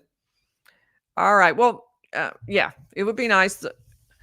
Yobi Trice, thank you for the super sticker. But yeah, it is a shame. It's really, as far as theory neutral was saying, it is a shame. There's a limited amount of time after court. So there you have it. And Yobi Trice saying again, is it possible the killer had been walking with the girls in the bridge guy video? Is it confirmed that the voice came from a farther distance? You just can't tell. There's just not enough around it. It definitely, in opening statement, Baldwin said to the jury, you're not even going to be sure that bridge guy says the words down the hill. And he's right. You're not 100% sure. And he's right. Holeman said, I can't be sure about that. That's what I think. I can't be absolutely positive. So is it confirmed the voice came from a further distance? Not at all. They definitely don't have that planned out, and they aren't absolutely sure of that. I'm going back to check my notes on exactly what he said on that. I may have to give it up, but I wanted to know exactly what he said on the two people at the end of the bridge and whether or not it was the voice of bridge guy. Because the way I remember it, and I just read it a minute ago, was that he was saying that it wasn't absolutely sure. Let's see. Sorry, I'm trying to get there quick. Well, y'all just heard me. We can all go back and re-listen, and I'll go back and look at my notes. So we're all going to be re-listeners on that. Amy J, a new member. That's awesome. That's awesome. We're going to be doing another members only event in about a week. So you will be just in time for that. I'd be glad to have everybody. All right. Our bucket list has holes. I know what you mean. Oh, thank you. I appreciate that. All right. Well, let's take a few questions. And if you would put question marks at the beginning of your question, that will help me. And I'm going to stop right here so I'll be at the right spot to get all of your questions. So a few things I wanted to tell you about. I'll close with a note I got from one of our subscribers, Natalie H. And she talked to me about, she gave me another little story about the local community and how things have impacted them. I've been trying to include those for you whenever I have one, just so that you can kind of get a flavor. This was a huge impact for this community, just for obvious reasons. And it's a small, close-knit, feeling very safe community. And suddenly all of that was thrown into jeopardy. So I also want to say a shout out to Aspen from North Carolina, Ted from New York, Mark and Cindy, who are from the not far from here, Linda and Truth Seeker. Thanks to all of you. I got to meet lots of people today, or these are sometimes people I've already met. Mark and Cindy just walked up to me on the street. It was really cool. I was right outside the courthouse. I was filming a little video I'm hoping to drop tomorrow, just showing you around and what it's like outside the courthouse so you can get a sense of where it is that we're sitting in line outside the courthouse and how all of that is working. All right, so let's go over and get a few questions and see what y'all are doing. All right, it didn't work that I stayed down the bottom. I'm going to go back up a little way, see if I can get some questions. This may not be far enough, but I'm going to start with Amy K. Hey, Amy K. So much doubt already. Does it seem possible for a conviction? I don't think so. Amy K is thinking not guilty. So thank you. And I'm trying not to express an opinion. I will express an opinion about particular evidence when I think it goes one way or the other, but I try not to express an opinion overall about what I think about the reasonable doubt. I will express an opinion about the fair trial and things like the exclusion of his third-party culprit evidence, which I think was a mistake. Little Flower Patriot, did toxicology show any drugs were used to render the girls unconscious? Now, my understanding just from more rumors is that there was no evidence of that. However, we don't have those reports in evidence yet, so I can't say that as they presented it on the stand. All right, looking at Cat Server, how can this be 7 years ago and evidence is still not processed? You must work for the defense. That's what they think too. They want to know how can this hair with DNA on it not have been actually processed? You said there was no DNA on the scene, and here's a hair with DNA. How is this possible? All right, how is this jury reacting or acting? Liz Rousseau asked. That's a great question. And they are very involved. And there are several men, particularly about 3 of them, who frequently write out questions and who lean forward and are really invested and intent on listening to the evidence. All of them are, that top to bottom. I mean, I've had cases where a juror falls asleep and some people are just really not into it. That is not the case. Universally, they look pretty interested. Oh, I was going to tell you again about the loss of a juror yesterday. So what happened was we came back from lunch and we were supposed to be there at 2. So everybody's ready in their chairs because Judge Gull, when Judge Gull says 2, means 2. Maybe it'll be 2 minutes later, but it's not going to be much later. Well, she didn't come in for 15 minutes. And somebody said to me, call for help. Judge Gull is 15 minutes late. Something terrible has occurred. And sure enough, she came in about 15 minutes later and immediately called for a bench conference, for a sidebar with the attorneys. And they were up there a fair amount of time talking. They came back, said nothing at all. But when the jury came back in, they were down 1.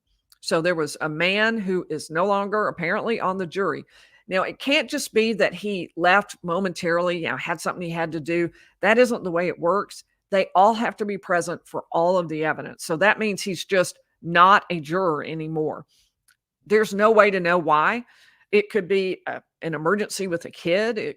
He was a young person. It could be, a medical issue. Maybe he got sick. I have no idea what it was. There's certainly no indication it was anything improper, simply that, over the course of a trial, you typically find jurors who don't make it all the way through trial. There's a problem where they have some reason that they can't stay for an entire month away from their families. And so that may be what's happened to him. It may be something along those lines. But that is how they are acting and reacting. Very interested, very intent, trying hard to listen to everything and to ask good questions. Javon Cope, do you think Richard will testify? However, there's a lot of reasonable doubt, Javon says. Is hoping they'll find him not guilty. I do not think he will testify. I think that would be, no, I don't think that will happen. I mean, it would be interesting. He could say the no, I didn't to all those things, but what he couldn't do is ignore the confessions. He would be confronted with all of those confessions. So I cannot even imagine the scenario in which they put Richard Allen on the stand. I just don't see it. They've got plenty of people to say he was having trouble and mentally having trouble with his mental health, had to be medicated, was called to the attention of and noticed by the psychologist for the prison. So I think they've got all they need to deal with the confessions and everything else. They're going to play the interviews and it's going to be like Richard Allen is at trial, because in the interviews, Richard Allen is going to say, I didn't do it. I didn't do it. I didn't do it. I wasn't there. I didn't carry a gun. I didn't kill them. I don't know them. I've never had anything to do with them. What more could he say on the stand? And that's carefully limited, and they know what's going to be in it. Whereas if he goes on the stand, who knows what the prosecutor will ask on cross-examination? Who knows how tripped up he might get or what crazy things he might say? It's always an unknown when that kind of thing happens. LNSS, the FBI said Logan's voice was not inconsistent with the audio, and an ex-wife identified Logan as Bridge Guy. There were a number of people, LNSS, that were considered as potential suspects. The defense wanted to get into all of those and to put that in evidence, at least a number of them. The judge ruled all of that out. She is going to allow them to use the 3 days of testimony they had over the summer. I think not all 3 days were involved in this motion, but the day they had related to this, she's going to allow them to count that as just having happened in the trial as a proffer. And they're also going to put up other witnesses to show the points they want to make. They think they should be allowed to get this evidence in. The judge has ruled it out. The jury is not going to hear this evidence. What will happen is the jury will be removed and then this evidence will be presented. It'll be in the form of a record. There will be a transcript of it. It will go up to the appellate court for the appeal. So there will be something for the appellate court to know and to work with. They'll know, so here's what it is you wanted in evidence, as opposed to just, yeah, we thought some other people were guilty and we wanted to get it in evidence. And they have no way at the appellate court level to evaluate that without some underlying proof, some evidence that they can say, oh, that's not enough, or yes, that was enough. I think there was plenty of evidence that at least enabled them to discuss this with the jury. There is a good chance the jury would reject some of this and say, well, we think you were involved. That bullet, that bothers us too. We think you were involved. Maybe not the only person, but you were involved. And so that could have happened even if this evidence went in. He still might be convicted. It isn't like this evidence goes in and the jury just automatically decides, well, it's not Richard Allen then. That's not the way it would be. All right, let's look for a couple more questions. I am looking for the question marks at the beginning because otherwise I got no shot at finding it in the chat. All right, Little Flower Patriot. We don't know yet about the toxicology report. At least I don't think it's come in evidence. Architect fan also thinking Ron Logan is a possible potential suspect. I think they at least have the right to put the fact of Ron Logan's existence and of the FBI's signing of an affidavit, a probable cause, saying we see enough around here to at least go investigate him. I think that at least gets presented to the jury. It wasn't as if they found something in Ron Logan's home that cleared him. They decided they didn't have enough evidence, but that's a decision. That's not a clear proof that he wasn't there or had an alibi. None of that was really true. He didn't have an alibi for the exact period of time that they believed the girls were abducted and then murdered. All right, let's see. Me, not you. Could Libby have said Abby a gun rather than that be a gun? Probably yes. This is me trying to transcribe everything. I will tell you what, it is so hard to hear in that courtroom. And, I've been thinking, well, it's hard for everybody. It is hard for everybody. There are constant complaints about it. However, I've been wondering, am I having hearing loss? Like, is this an issue? So I went and bought really cheap hearing aids at Walmart, and I'm going to try them on Monday. As far as I know, I don't have hearing loss. And no, shame on you. I'm not old enough to possibly be having hearing loss, but who knows? Maybe it'll help. Even if I'm not able, even if I don't have hearing loss, maybe at least it'll enhance it a little bit. They're pretty bad. I don't know if it's really going to work. I haven't had a full chance to try them out yet. I'll let you know if it helps, but it's been very frustrating. The woman who did the testimony yesterday about the ballistics, I basically could not hear the whole afternoon. It was so frustrating. When Rosie turns his back and he's up front, I mean, he's 30, 40 feet away from you is a long way. And then the witness was female, soft-spoken, especially on, not so much on direct, but more on cross-examination. So it was really hard to hear. I'm definitely, I'm going to be trying anything I can. I found the one spot in the courtroom that I think is maybe best, but it's tough. So could she have said Abby a gun? Yep.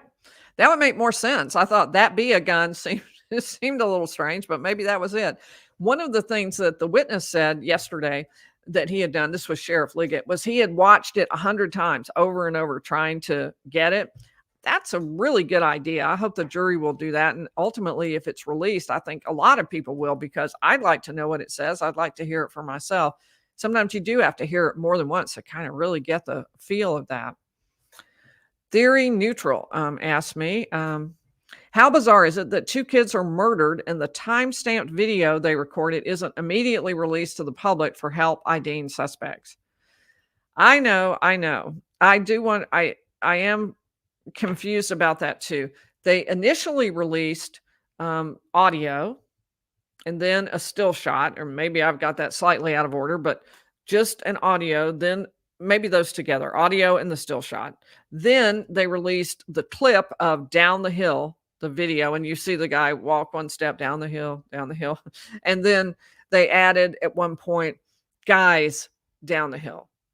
So it took a while for all of that to come out. And that's just 4 seconds out of 43. That's pretty small. That is not a big chunk of this longer video. This video is really a critical piece of evidence. Now, I think the reason they didn't is they probably felt like they should hold some back, that this would be something that maybe there could be proof if somebody came forward and confessed or someone pointed to someone else, maybe they would have some way to double check and to make sure that it was correct. But I'm not sure that was the right decision in the end. I'm sure for law enforcement, some of these decisions are really difficult. How exactly do you handle it? When do you let stuff out and when don't you?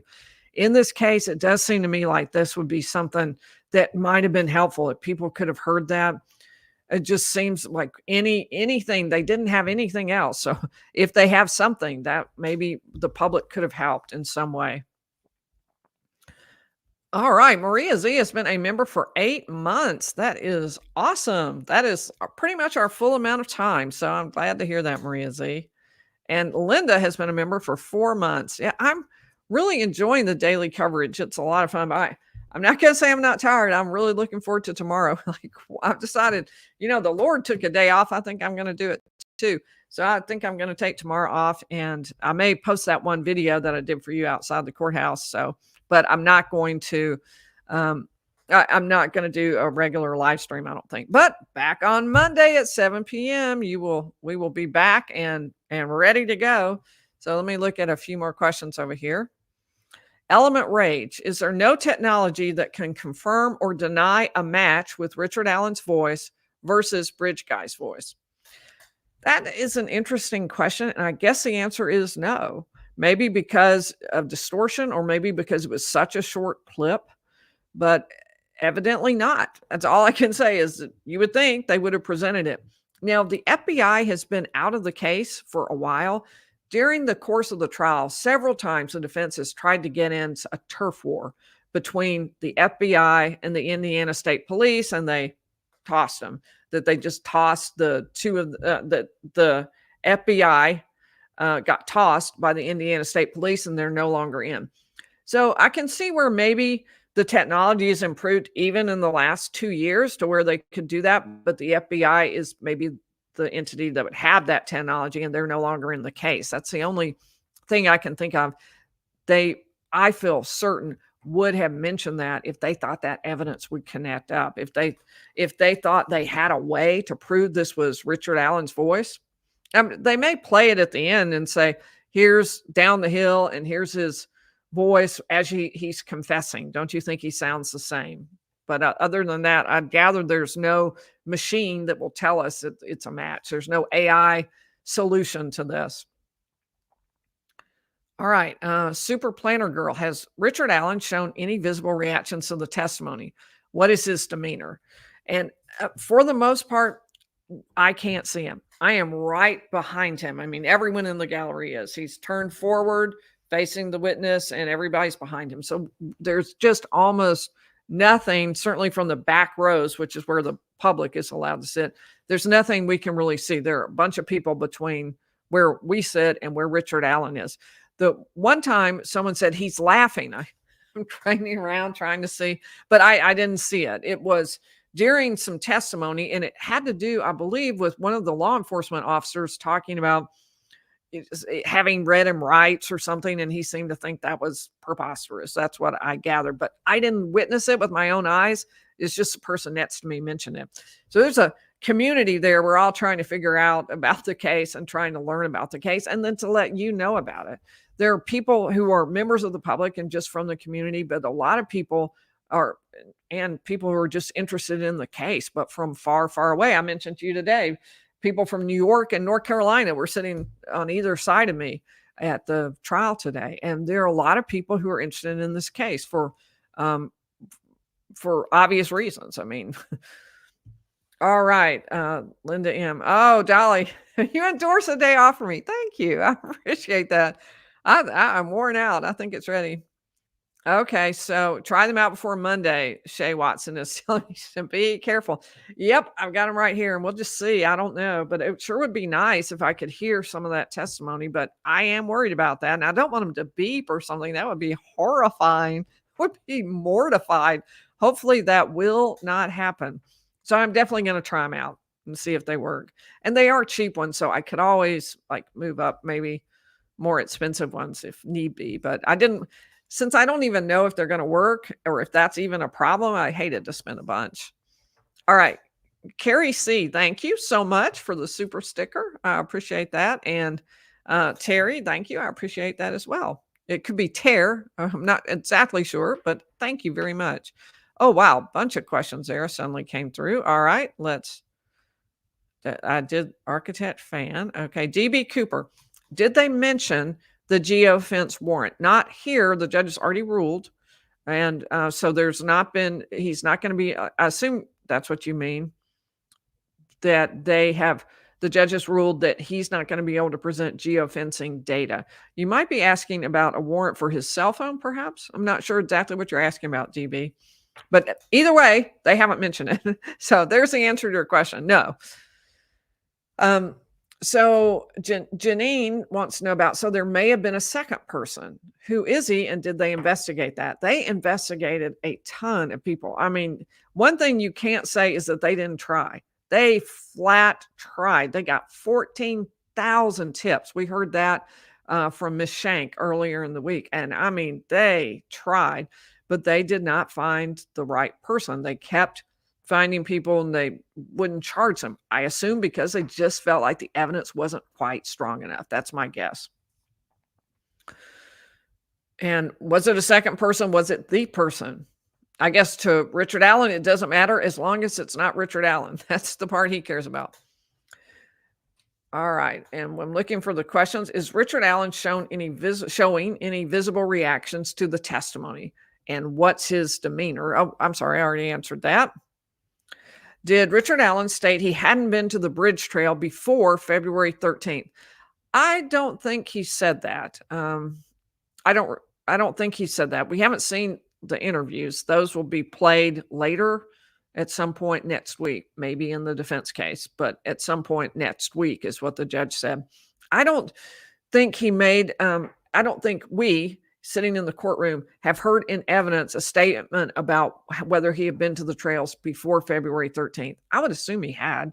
It's not only a local thing, but it just seems like he would have needed to know his way around, to know they needed to go across the creek and all that. He was a hunter. I don't know if he'd ever hunted there. It seems like a crazy thing to hunt in that area with people around. All right, Lila, are you able to eat well enough to stay healthy? We worry about you. It is funny that you asked that, Lila, because I was so excited. I'm thinking tonight after the live, I'm going to go get a salad. I was like trying to remember when I last had a vegetable. I couldn't really remember. I was thinking, wow, I really need to work on this. So thank you, Lila. And I've got to improve that without question. Kim French, Richard Allen is right-handed, correct? I don't know. But they asked one of the witnesses whether or not, it may have been the autopsy guy, whether or not the cuts to Libby and Abby were right-handed or left-handed. And he said he could not tell. He did not know whether they were right-handed or left-handed. That wasn't obvious. So that might not help us. There might be something connected with that brief moment in time in which you see Bridge Guy. But let me go back to one other thing I wanted to say about the releasing that clip of Libby and Abby and the abduction itself. I think law enforcement, I had thought, why didn't they release the whole thing? And as I watched it, I would say they released 100% of what was connected to Bridge Guy. I mean, they really did. There was so little. It was just really quick down the hill, guys down the hill. There was not a lot about Bridge Guy. And so I think that maybe they released all that they felt like could possibly be of assistance to the public. And everything else was just sort of private and frankly terrifying and really sensational and shouldn't be released. So that may be what they decided. All right, let me flip back over here. I was at Terry's Super Sec. Okay, here we go. Amaranta, thank you so much. I appreciate that super sticker. Thank you very much for that. And Cheryl, thank you as well. I appreciate both of you. All right, headed back over for some questions. How is his wife reacting to all the evidence? She has been pretty impassive. I saw her nod about one thing. I'm trying to remember what it was. It was something about their credit card. I think they were talking about the credit card that had been used to pay for the fishing license. And I think there was some nod by her like, yeah, That it was our credit card. I can't remember exactly what it was, but I remember she kind of seemed to agree with it. But for the most part, she's been pretty impassive. Uh, a few times I've seen her have some tears, but for the most part, she's just very quiet and she just watches and listens to the evidence. So it has to be extremely difficult for her as well. Extremely, extremely difficult. All right, Michelle, did they check Libby's phone for fingerprints? I think they checked everything. They tried desperately to find fingerprints and DNA, although was it all that desperate if they didn't test that one hair? I'm not sure, but they tried and they found nothing. And they did not get ultimately any fingerprints or anything, so they didn't get any evidence. The only thing I can conclude from that is whoever the killer or killers were had to have been wearing gloves. They had to have been. That would be one thing I would like to go back and look at on Bridge Guy. I think he had his hands in his pockets, but at any point did he have his hands out? And if so, was he wearing gloves? That would be of great interest. All right, let's see. Lawyerly is clear. Yay, the video is working. How bizarre. Like, why? Why would that happen? Cromley Lux, thank you for the super sticker. Luxury Corporation, Cromley Luxury Corporation. There we go. Thank you. I appreciate it. All right. I'm looking for what are the next. Oh, and here it is. Cromley Luxury Corporation has a question. What are the implications if the hair in Liberty German's hand is her sister's? Would they look at her as a suspect? Now, let me divide that down into several different camps. Cromley Luxury, which is the prosecution, absolutely not. They are not going to look at the sister Kelsey as a suspect under any circumstances. They've said it was Richard Allen. It was nobody else. They've come down. Law enforcement has come in and stated that. They are not going to consider that. No. Now, I think most people looking at the evidence of the hair would say, well, we did know that Kelsey loaned her sweatshirt to her sister that day and drove her to, or maybe loaned it to Abby, but anyway, loaned it to one of them, and it was on Abby, and Abby is the one who had the hair, and that sweatshirt had was owned by the sister. So probably either that or riding in Kelsey's car. That's how she got the hair. It just came naturally from being around the sister. That's what most people would believe. So you've got the prosecution, definitely not. Most people would look at it and say, yeah, I don't think the sister had anything to do with it. There will be some people, because this is a case of tremendously divided opinions. There will be some people who will look at that and say, here's proof that Kelsey committed the murders. I don't know how you get that. I just don't get it. I mean, I saw her testify. She's still just a young person. I mean, come on. Killed her sister. I find that far-fetched. That's just me. But I think that's how it'll divide down. But there will be some people who will look at that and conclude. I don't even know if the defense would go that far. I doubt seriously they would. But to count her as yet another suspect, I guess it's possible. It certainly does. It's certainly relevant and important. It's something that should be in evidence that the jury should be told about, but where they actually go with that, that's a different question. Did they say why he made one naked and the other one wear all the clothes? Isn't that just one of the strangest pieces of evidence about all of this? I think it is. Why was Libby unclothed and Abby wearing double clothing, not just hers, but on top of that, Libby's? There was some suggestion by somebody that maybe Abby typically wore 2 bras. That's really? But so maybe it was just a natural thing that she had 2 on, but she still was wearing clothes that Libby had on before. And I assume, although it was too quick for me to tell that brief showing, I assume clothes she wasn't wearing in the video. So I think that she actually was wearing I think there's no explanation for why, except something really weird and sordid, as to why she's wearing the clothes that should have been on Libby. And there were other clothes that were down in the creek that had belonged to Libby, all just kind of mystifying. It really, honestly, that's one of the strangest pieces of evidence of all. I can't explain it whatsoever, but it is obviously a critically important clue. All right, did toxicology show any drugs were used to render the girls unconscious? We don't know yet. We are waiting on that. Do you think the investigation was sufficient? So I think the investigation was more than anyone could ever have imagined, and at the same time, insufficient. I think they would say that too, right? There's so much. How do you get there? But there are some pieces that were just missing, like video camera from all around. Someone asked about that earlier. Yeah, they definitely should have gotten video camera from the entire town.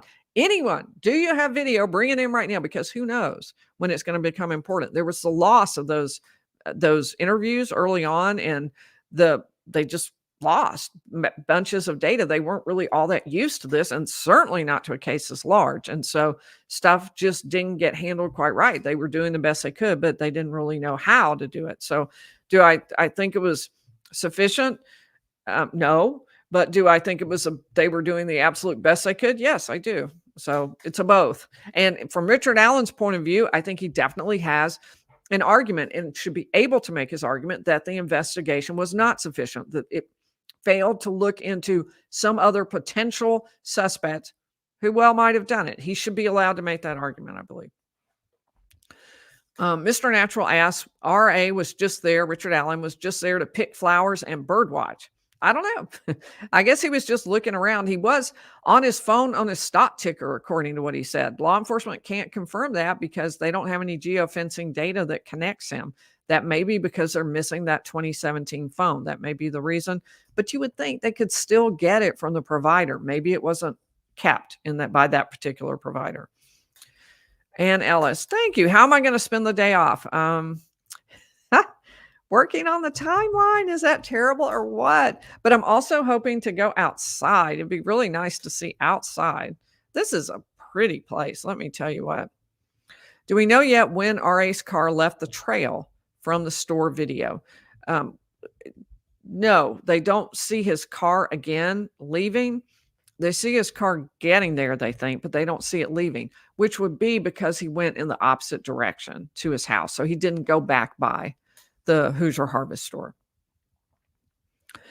Super Nothing asked, how did Richard Allen seem today? Well, the little I can get of him, which is maybe the top of his head occasionally, he seemed fine. I don't think he seemed any different, but I don't really get, I've heard he's very reactive and emotive and he makes a lot of expressions, but I can't attest to that at all. I cannot see him. So I don't know it to be the case. Kathy Burns is a new member. Fantastic. That's great. And Jalen Rain, thank you. I appreciate it very much. Thank you for your super sticker or super chat. I'm not sure which is which. Someone asked me today. I'm not really sure what the difference is.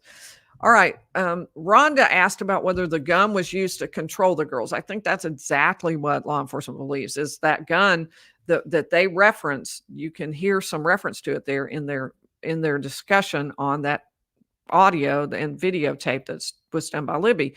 And they think, yeah, the purpose of that, since they weren't shot, and apparently that's one of the things Richard Allen confessed to was shooting them. Well, they weren't shot, but that a gun might have been there, and that might be the way they were maneuvered and manipulated. Even so, it seems like there would have been screams or something. But one person pointed out, well, maybe they held the gun on Abby and told Libby to undress or whatever. And since Abby would be the one hurt, she would do that. There may have been things like that. Is there someone at the end of the bridge in the photo of Abby? No, Leslie Perry's asking that. No, everyone agrees that there's nobody in that video.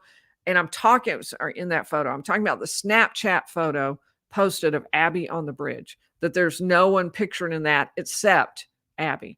Now, later in that video, there is definitely someone there, and that's the person known now as Bridge Guy. All right. RC asking, is the root of the hair evidence proof that it was pulled out by Libby and not a hair that just fell out or contact with the clothes? Well, that's a good point, RC. In other words, it isn't, so the root is still attached. I mean, you could still have a root of a hair if let's say you were pulling a sweater on or off, it might jerk a hair out. So it's not impossible that there would be a root, but that's a really good point. I think you make a good point there. Sue asking me, no DNA at the scene, no cell phone at Richard Allen's home, no measuring height from the British. Well done, Sue. The defense lawyer here. No measuring height from the bridge pick, no stomach contents checked, no pinging on Libby's phone, so much lost footage of police interviews.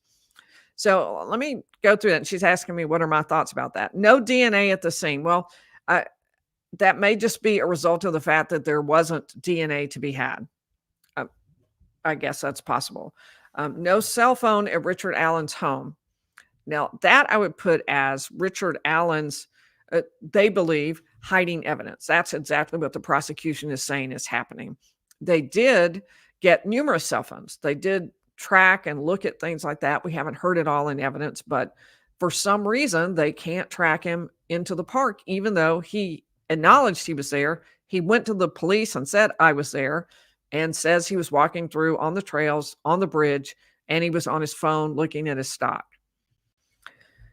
So as far as the next question, no stomach contents checked. I don't think they mentioned doing that. And so it's possible it'll still come in evidence, but I don't think that they checked that. And I don't know why that would be. And maybe I misunderstood or missed it. No pinging on Libby's phone.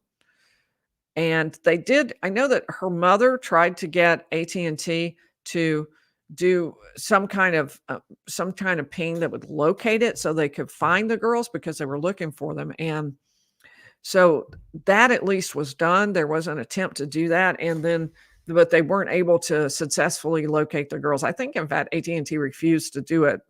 I guess they wouldn't do it for the family as opposed to law enforcement.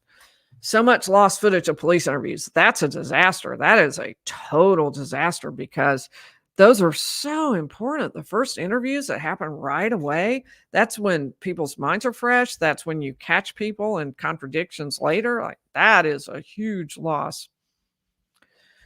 All right. So that's what I would say. Little Flower Patriot. Sounds like a law enforcement was very selective about what they collected or tested and what they didn't collect or test. I think they certainly weren't used to processing a crime scene like this locally. Now, they brought in the Indiana State Police, of course, and then later the FBI. So they had help. There were multiple agencies within a short period of time, boots on the ground, right there, looking at what the scene and trying to figure out what had happened. All right, still looking. If they all crossed the creek through water, why was he only covered in mud and blood? Well, I guess maybe they wouldn't know that. Let me break that down because that's an interesting question. One thing they talked about was that the shirt, the jeans, and the sweatshirt that Libby had on were all wet up to the shirts were wet up to a certain line and the jeans were wet. Implication, she was wearing those when she crossed the creek. Libby, of course, wasn't wearing anything, so there were no wet clothes. Then for the person who killed them and supposedly was walking along the road, muddy and bloody, I guess the person might not have known that they were wet, but did see the mud and the blood. And they would argue one of the ways they got muddy was walking around through the creek and so forth. Friend of St. Frank. Although I would say the girls were not particularly muddy. They were muddy. Libby was muddy on the back from lying on the ground. All right. Friend of St. Frank investigated murders on state and federal level for 20 years. One thing that is very important to the case is population of Delphi in 2022 is 3,006. Okay. That's interesting. I've been wondering what their population was. I didn't know that. In your opinion, who is putting on the better case for the prosecution? Cromley Luxury asked me, who is putting on the better case? The prosecution and Judge Gull or the defense? So, yeah, the Judge Gull is definitely ruling a lot with the prosecution and virtually never with the defense. That is pretty definitely happening. So as far as the who is putting on a better case, I mean, I feel like we're just barely into it, really. And I just am still waiting for the confessions. I honestly think both sides have done a really good job. I think the prosecution this week particularly really began to catch its breath and to get its stride, which is, the first full week of trial. And they really started to put on some witnesses who were beginning to make some real points for the prosecution, particularly, I think. And I'll just segue to that for a minute. I wanted to talk for just a minute. Last night, we went through the ballistics evidence, and I want to talk to you a little bit about expert witnesses and how that kind of works at trial.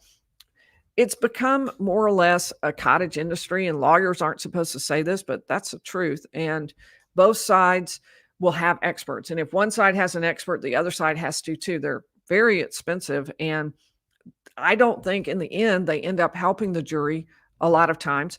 For one thing, you have expert witness one come in and say X. And then expert witness for the other side comes in and says not X.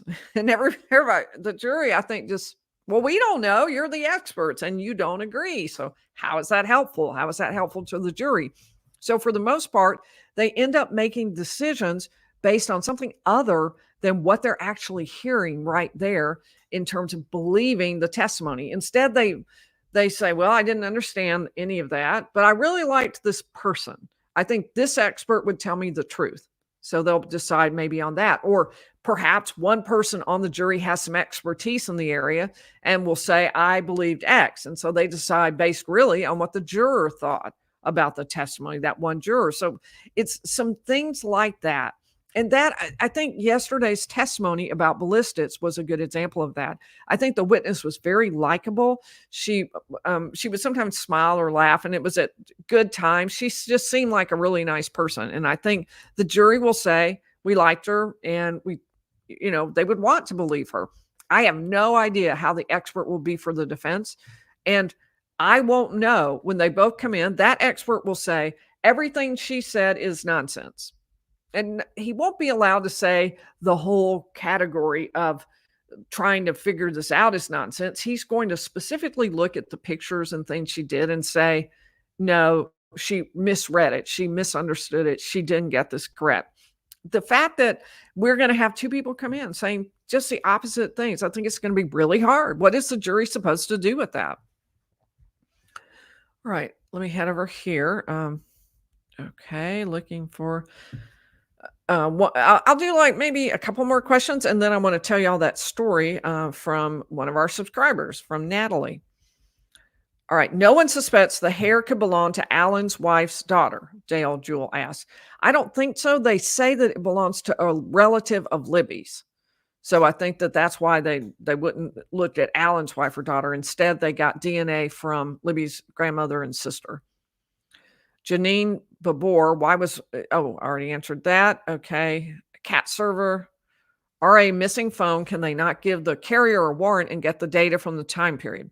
I agree. I don't think they need the actual phone for that. I don't know if it was missing, if it simple, or the carrier didn't have it anymore after 5 years. That could be, or perhaps they just didn't find it. I don't know how that will play out. I assume we're going to hear more about cell phone data than we've heard up until now. So I think that'll still be to come. All right, so let's have our story. This is from Natalie H. And she wrote me that the fall before this happened, my daughter played volleyball against both girls. It was Twin Lakes versus Delphi. You could tell that Abby and Libby were great friends and having a good time. They were not taking the game too seriously, but were giggling and talking and having a great time, typical young girls. I told my husband, referring to Abby and Libby, look at those girls over there having a great time. And then look at our girls looking like they would rather be anywhere but here. We met up again with Delphi for basketball in February, a few short days after the girls were found. It was the most surreal, heartbreaking time. All our girls wore purple and teal ribbons, and most of the crowd did too. We had a moment of silence and maybe even a prayer with them before the game. So many tears in the gym that night, and so many unanswered questions. Some of Libby's family was there because she should have been playing. I thought, that's something that is a fitting tribute to two precious little girls whose lives were taken by somebody, that's for sure. And so that somebody really needs to be brought to justice. And that's just a fact. That person needs to be found convicted. And if it's Richard Allen, it's Richard Allen who needs to be convicted. Whoever it is must be convicted. All right, let me check and make sure I've thanked everybody. Perfect. Okay. So we have a special outro tonight by our very own Marlon. Our moderators are Marlon and Mama Pinks, to who I am just inordinately grateful. And we have a special outro to celebrate that we hit 175,000 subscribers 2 days ago. So that I'll run it for a week. This will be our outro for the next week. And it's super exciting. Thank you for joining us. I forgot to say like and subscribe, but please do. And I will see you on Monday at 7 p.m. Eastern.